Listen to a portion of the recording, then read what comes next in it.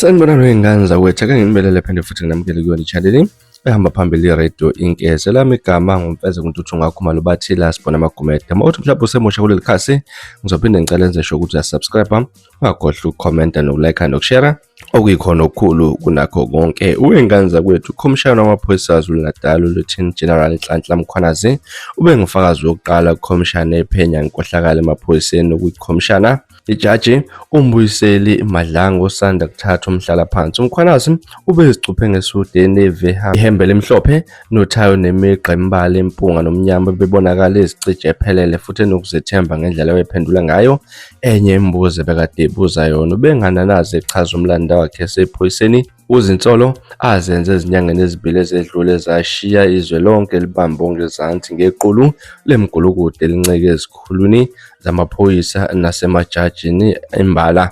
Uhlaba wadlikiza isinqumo sikaNgqongqoshe zamaphoyisa omisiwe uMnumzane Senzo Mchunu sokukhipha umyalelo ukuba ke uhlakazi ithimba eliphenya amacala okubulawa kosopolitiki eKZN.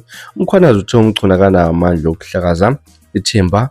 uMkhwanazi uthe umuntu onamandla okuhlakaza ithimba ukhomishana kazwelonke wamaphoyisa.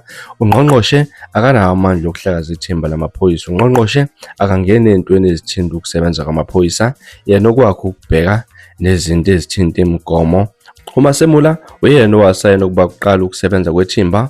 uNgqongqoshe akakwazi ukuthatha isinqumo eyedwa ukuba ke kuhlakaza ithimba. Ngesikhathi ithimba lisungula kwakuhlangene uNgqongqoshe beneminyango eyahlukahlukene, kwakufanele kuhlangene uNgqongqoshe abathintekayo bese ke babatshela ukuba ke uhlakazwe ithimba. Ngane zakwethu benjalo esiphendule laphana uNhlanhla Mkhwanazi. Khona nenye ividiyo etrendayo enkundleni zokuxhumana la sekuphetha khona lo mhlangano lapha ke enye insizwe bethu zama ukumxhawula uMkhwanazi ke wala waphetha uMkhwanazi ukuba ke amxhawula wamana wathi ke akangena emandleni. Nayo ividiyo engane zakwethu mawuthi mhlambe bungakazi uyibone le video kaGeneral uNhlanhla Mkhwanazi.